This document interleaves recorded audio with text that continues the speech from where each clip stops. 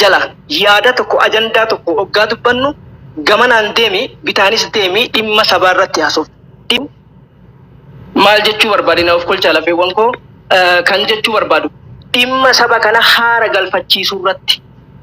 Maaliifi tokkoffaa seenaa sirni kun keessa dhufe beekuun barbaachisaa. An deeggaraa maaliitillee miti, deeggaraa maaliitillee miti. Garuu saba kanarratti geemiin siyaasaa taphatamaa jiru maali? Tokko kana. Kan lammataati burcuqqoon achi yoo cabte kama masara mootummaatti harka qabu achi keessaa tokko sii galee shiftaan dhufee nama hojjeese waraana bilisummaa Oromootti harka qabu. Isa kana osoo hin tahin falli furmaata saba kana waarachiisu. Iyyuudhaan wacuudhaan wanni tokkollee hin jiru. Maaliif Jawaar Mohaammed umrii haa dheeratu dubbii fixee jira. Dubbii fixee jira. Maaliif tokkoffaa fakkeenyaaf sirna kana keessatti waanuma Abiy Ahmed qofti irraa Oromoo irraa meeshaa hiike akkasitti illee fudhachuun gaarii miti.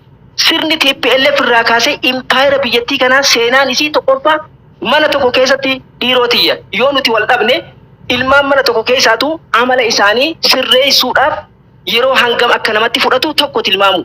Lammaffaa seenaa qabsoo bilisummaa Oromoo irraa haasa'uudhaaf dhaaba tokko qeequuf seenaa qabsoo saniif ergama jaarmiyaa sanii beekuudha qaba. Kaafaa qeequudhaaf altimeeshinii kaafaa beekuu qaba.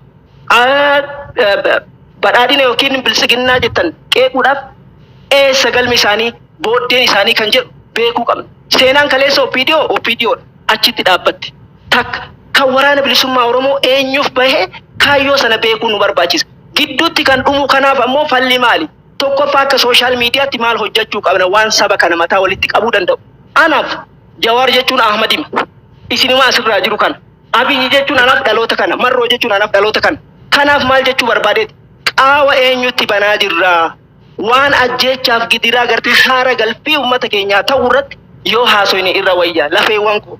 Maafiin kana jedha dhiigni eessaanuu haa dhangala'u kamiinuu haa dhangala'u. Tokkoffaa caasaan mootummaa istiraakcharri kuni fakkeenyaaf dheengaddaa poolitikaa yookiin ammoo dahillatii biyyattii Biraanuu Juullaatiif Abiyyi fa'aarratti qondaaltota fa'aarratti Finfinnee keessa taa'anii isaanuma galaafachuu deeman quba qabdan. Tokko kana kan lammataati adeemsi kaleessa bade nama dhageeffachuun dhabuun Abiyyi hanqina qaba ni qaba. Itoophiyaatu biyya qiyaama guyyaa qiyaamallee heerri isiin sirroof hanga heerri sun achi buqqa'utti kana gochuuf yeroo dheeraa fudhata. Haa ta'uuti furmaata saba keenyaatiif wanti gochuu qabu abbaan fedhee yoo nama ajjeese waraanni bilisummaa Oromoo yookiin maali miti waraanni bilisummaa Oromoo adeemsa mataa isaa irratti haa balleessu haa dhiisu. Walaa hayyoota Oromoo walaa mootummaa tokkoffaa gaafatamaa mootummaadha. Maaliif gaafa heera biyyattii irratti waadaa seenu si galee nageenya lammiilee biyyattiidha. Akkasumas qaacceessa dimokiraasii yookiin immoo sirna dimokiraasii ijaara jedhee kakuusan raawwate tokko kan. Kalammataati qaamoleen hidhatanii uummataaf qabsoofna jedhanis gaafatamummaa tokko qaban. Maaliif hamma saba kanaa qabsaa'anitti hamma danda'ameen qaawa danda'ameen roorroo saba kanaa ittisuudhaaf gaafatama jalaan ba'an. Hayyoota Oromoo warri kaleessa alaagalees ugguramanis karaan siyaasa itti hojjetan sigalee kallattiif alkallattiidhaan ni jira. Rakkoo isaan kaleessa fidantu har'a tokko sirni kunillee akka hin ceene taasise. Lammata ilmaan Oromoo illee roorroo dadhabanii bosona keessatti akka aduuf roobaan nyaataman taasisan. Kana jidduutti uummanni miskiinni Galatoomi waan guddaa kaaftee jirta. Tokkoffaayi kan beekuu qabu ilmaan Oromoo yoo bilisoomtellee ani baddaa Oromiyaa keessaa hin galu. Bilisooma Oromoo hin barbaadu jedhee baddaa keessa gale malee Oromootti dhufee mari'atee Orofoo mari'achiisee Oromoon sirni kun naa ta'uu dide jennaan baddaa keessa hin galle. Kana beekuun barbaachisaadha. Oromootti mari'atee hayyuu Oromootti beekaa Oromootti mari'atee sirni kun naa ta'uu dide jedhee baddaa keessa hin seenne. Biyya alaatii qabsoo qeerrootiin gale qawwee isaa qabatee yoo Oromoon bilisoomsellee ani baddaa keessaa hin ba'u jedhee nama galee Oromoo bilisa baasa jedhee akka farajitti naman. Maaliif?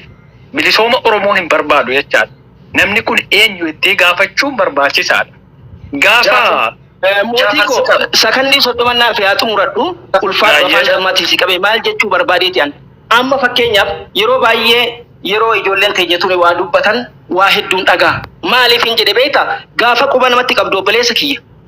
Qubni sadii akka gara kee akeeku tokko beekuu qabda.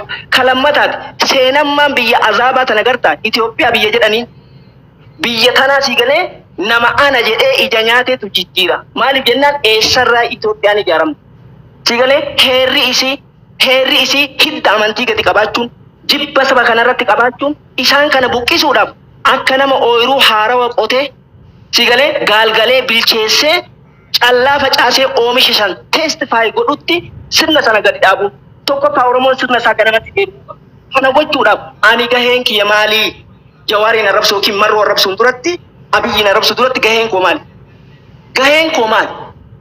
Yoon baradhee dandeettii barnoota kutaa tokkoo saniin qoonni ani sii galee egeree keessatti paartii tokkollee osoo hin tahin akka ilma Oromootti raawwachuu danda'u maali? Ibaantii sooshaal miidiyaa keessatti hagam takka ani riisoorsii beekumsaa gumaachee nama tokko guyyatti qajeelchaadha. Tokko kalammataati. Tokkoon keenya sooshaal miidiyaa gubbaa baanee yoo Ahmad faa namoota muraasa faa taate malee ajandaan nuti bocnee gadi baasnee ajandaan san goolamnuun jira. Uummanni keenya jidduu kanatti bineensa maqaan hin beekamneen nyaatamaa jira. Warri faallaa gartee adeemsa siyaasaaf Oromoon bakka lama jira jedhanii fakkeenyaaf Tiwiitara irratti kaleessa galgala yeroo sana Oromoon lama miti. Aayidoloojiin ittiin socho'uu fi galma kaayyoo isaatti imaammata isaatti gargar ta'uu danda'a. Garuu hiree saba kanaa keessatti namni wal dhabee jibba walii qabu hin jiru. Kana gochuufoo yoo dhaloota kana ijaarre dhaloota kana keessatti gaaffii wayii uumu. Gaaffii nuti uumuu qabnu maali? Gaaffii hayyoonni Oromoo mataa walitti qabachuu qaban. Tokko isin hin dhageenyu manni jechuu ni qabu. Gaaffii hamma ajjechaan uummata keenyaa dhiigni uummata keenyaa bahutti hunda keessan hin dhageenyu. Mootummaanis kana sirreesse. Kanas kana sirreesse.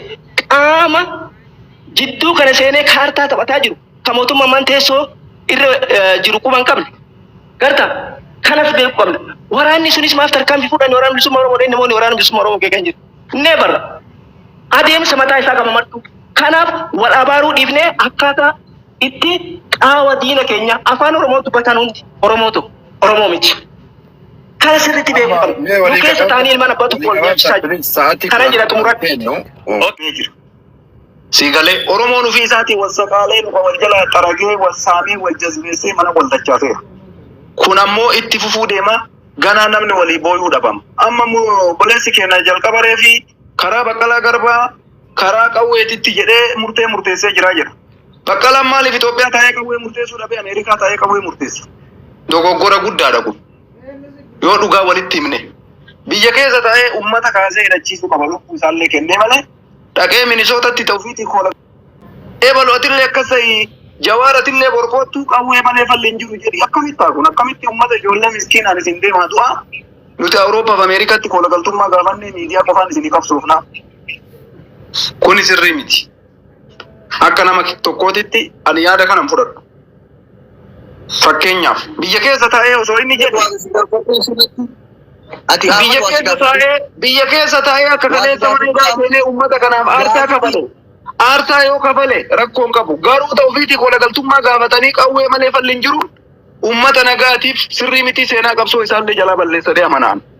Nama kamuyyuu nama biyya keessa taa'ee qawwee deeggaru qabsaa yaada jedhan. Warri biyya alaa kana keessa seenee dhageeffadhu sitti hima. Warri biyya alaa barbaada. Ejjannoon kiyya Oromoo walitti araaramuu qaba.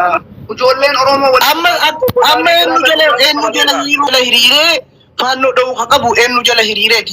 Faannoo dha'uu barbaada jala hiriiruu qaba. Faannoo dha'uu irratti waraana adda bilisummaa Oromoo akka faannoo dha'ee deebisuu hin dandeenye. Bakka Abiyyi gargaara Abiyyi cina dhaabbadhaa jee akkanatti ibsi. Waa'ee faannoo irratti dubbachaa jirra guyyaa mara dubbachaa jirra kana nu dhageeffatu na fakkaata. Jala hiriira marroo waraanaa jedhe bu'aan qabu. Marroo jala dhaabbadhaa. Abiyyi waraanaa jedhe waggaa shan guutuu nama lama qofa dhaggeeffataa irra deemaa. Eenyuun filata uummanni jedhuu fi uummanni Oromoo eenyuun akka filatu kaleessa uummanni Oromoo hin beeka. Sagalee guddaadhaan eenyuun akka deeggaraa ture. Kaafaa'oo caalaa Oromiyaa keessaa namni deeggarsa qabu hin jiru. Jaalattee jibbitee liqimsi. Kaafaa'oon akka ati lakkoofsa tokko lakkoofsa lama jette saniin bu'aa takka buusuu dandeenye Oromoodhaaf. Lakkoofsa takka barreessaa namni Abiyyii jaalattan. Lakkoofsa lama barreessaa namni Abiyyii jaalattan. Namni marroo jaalatu sadi barreessi. Kuni qabsoo miti. Kuni qabsoo miti. Kaleessa illee ta'e kaafaa'oo caalaa Oromiyaa keessa namni jaalatamu hin jiru. Bu'aa nuun buufne. Wanti lakkoofsa tokko barreessitee jijjiirama fidu hin jiru. Uummata nattaallalina. nuti kan jechaa jirru uummanni Oromoo ejjennoo faannoo irratti Abiyyi waliin jira. Ilaanni kenna waloodhaa faannoo deebisuu irratti Oromoo tokko. Garuu gaafa marroo Abiyyi wal lolan haalli Oromoo maali? Abiyyi wajjin dhaabannee guutuutti ijoollee kana fixuu qabna. Kana rakkoon kenna malee waa'ee faannoo nu gaafatanii deebii dhabdanii faannoo irratti ejjennoon kenna tokko Abiyyi faada jirra gara fuulduraatti dhaabanna. Dhimma marroo fi Oromoo fi ijoollee abaa'ooti Abiyyi gidduu jiru araaraan akka furmaata argatu. Isin warra ejjennoon qabne. Oromoo biyya keessa jirta, Oromiyaa keessa jirta, lammeessa niitoorkiin keessa babbaasaa jira. Fala Oromoo waan qeerroo fi qarreen waan ta'uu qabu. Hayyoota Oromoof dhiyaamsa wanti dhaamtu jira. Niitoorkiin asaasaa ka'aa jira. Kan jiru naannoo yeroota sadii keessa niitoorkiin achirra hin jiru ni beektu hundi keessan jechaadha. Meemee Oromoodhaa dabarsi niitoorkiin asaasaa ka'aa jira beektu. Meemee nu dabarsi walii gala lammeessaa kee.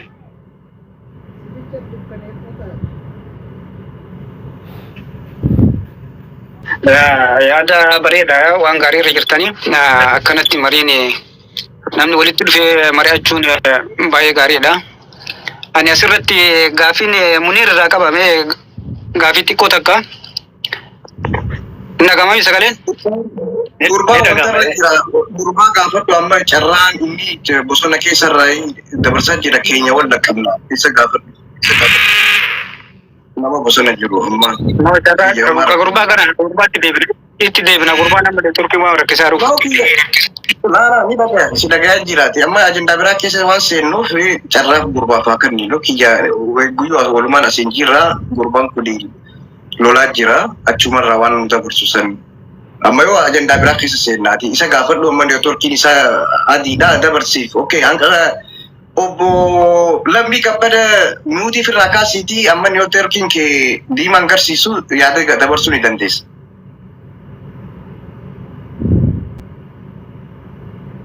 Yaada keessan waliigalaa gaafadhaa gaaffii walitti baay'ee sa'aatii iddoo tokkotti hin deebisaa jedhe namni gaaffii qabu isaaf qabaatu qabu immoo nama biraatiif dabarsu qaba. Inni koo walitti qabee hin deebisaa dhuma irratti jedhe. Gaafadhaa. Tiyyadii si teenya rakkoon qabdu tiyyeessa gachacha gaafadhaa isa. Uummanni gaafiin qabu na fakkaatte Lammii irraa. An dubbadhu. Gaafii yoo qabaatan gaafadhaa. Ani akka kiyyatti gaafiin qabu deebii inni deebise gaafii inni gaafatee jira. Muniir amma gaafii tokko gaafatee ture. Oromoo maaliif hin hidhachiifnee yaada jedhu Muniir kaasa irratti. Oromoon ka hidhachiifneen waraanaa jira jedhee kama kaaniin ammoo Oromoon gariin qabsoo hin barbaaddu waan jedhu tokko hubadda yaada isaa irraa mana farshoo mana jimaa waan akkasii isaaniitti galaniitumaan waa'ee qannii kana dhiisanii fayyadaman akka amma isarraa hubaddeetti jechuudha. Kabiraa gaafii hanqaafateef ammoo deebii deebisaara namni gaafii haaraa qabdan gaafadha. Akkasi amma wanti jiru galatoomaati.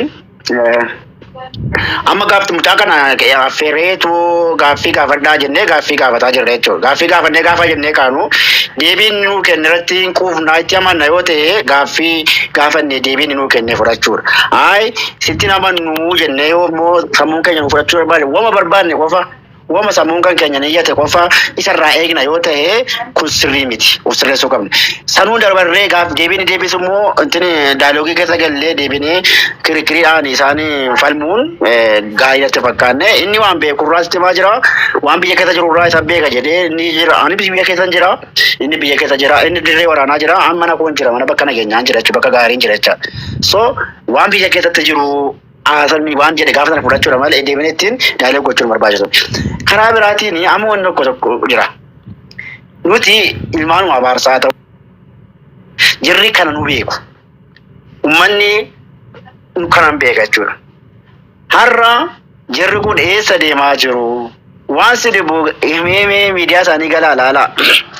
Macaaf tuulamatu aangoo qabatee wallagga ijoollee wallaggaa kottaa walgalaa jedhanii afaan jiraatiin nama affeeranii waan barbaadu karaa miidiyaatiin karaa dirree waraanaatiin kanaan deemaa jiru jechuudha. Nu garuu har'a maal inni tokko diinni tokkoffaan diina warra hedduun taasisan illee wayya jechuudha.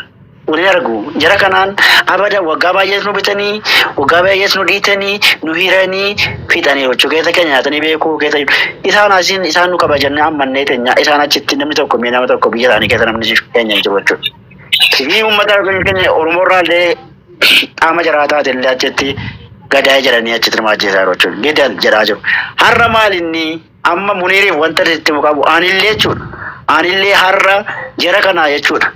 Diina walirraa deebisuudhaafi eenyuun tumsamaarraa har'a qaamuma meeshaa harkaa qabu. Qaama Oromoodhuma gaarii ofirkaa qabu waan gaarii hojjetaa jiru sanadha. Keenyatti as deebina. Borii koo walirkaa fudhachuun salphaadha. Inni waraana inni bosonaa lolus jechaadha. Isa ammatti biyya alaa bahee waa haasa'u miti. Inni asii bosona keessaa waraanaa jiru dhiira nama Oromoodhaa kan barbaachisu kana jechuudha. Kana keessattis immoo eenyuun ishii as deebitee qote bulaarraa nama rukuttee biddeen nyaattee zaraafii miti jechuudha. Ni jiru. Baay'isuu yaani leenjii isaanii keessatti jechuudha. Ani ogummaa kootiin deemee isaan bara 2011 moo maal olleetti jechaadha. Isaanii beeka. Abeet. Meeqaa fi takkuusi amma faannoo masaraa keessa jiruudhaan lollamoo dura faannoo naannoo Amaaraa jirtu sanii lola adda nu baasi. Amma Daani'el Kibratis faannoodha. Humni tikaa uummata keenya dararaa jiru federaala keessaa suurri aangoo harkaa qabu faannoodha. Faannoo aangoorra jirtu tanaan lollamoo faannoo naannoo Amaaraa jirtu tanaan lola adda na baasan gaafi. Bara masaraa keessaa faannoo kamiinuyyuu ni lolamu. Faannoo kamiin gidee lolamu faannoo masaraa keessa jiru haala masaraatti lolamuun lolta. Faannoo bosona keessa jiru isa riphee loltoota akka riphee loltootaatiin lolta. Inni faannoo masaraa keessa jiru gaafa itti dhiyaattee kun Oromoo miti. Isa faannoo qabateen kun Oromoo miti. Inni akkasi